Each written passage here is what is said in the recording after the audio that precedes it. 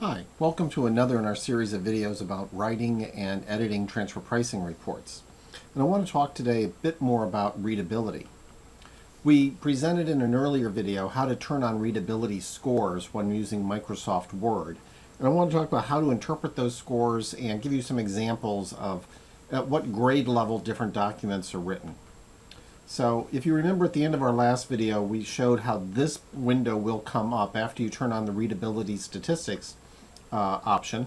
And there are two scores that come up. The first is the Flesch reading ease.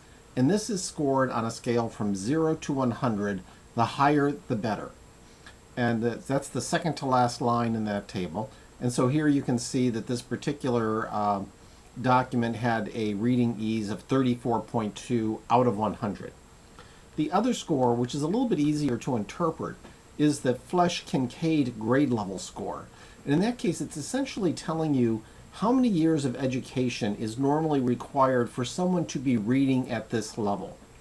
Now you can notice in this particular example, the Flesch-Kincaid grade level, or the reading level equivalent score, is at 12.0. So that means essentially 12th grade education, or you have finished high school. And while that might sound low, to a bunch of people who have probably finished bachelor's degrees, if not master's or even PhDs.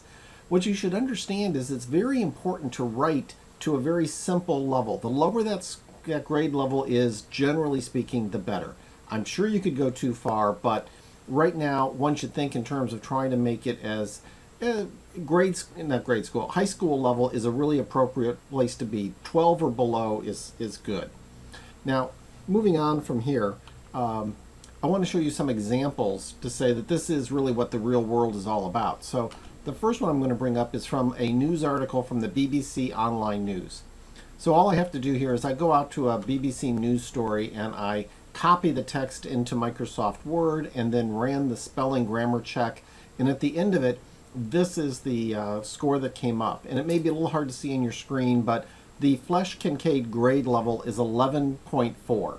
So almost finishing up your high school years.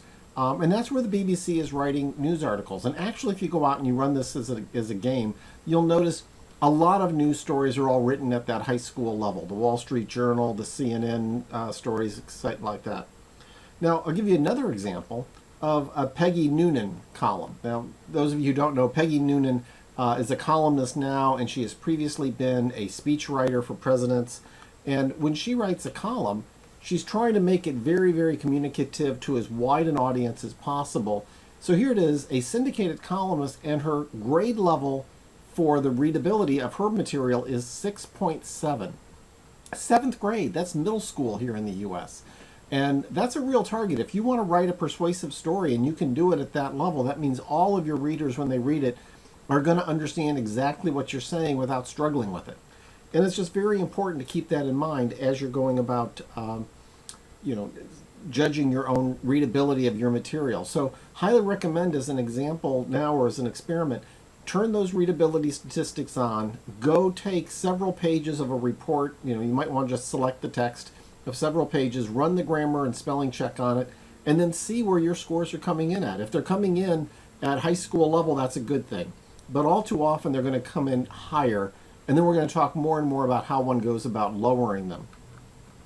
We're going to go back to this page that I've shown in a previous video about how they calculate these scores. And if you note in both of these, one of the key variables is the average sentence length.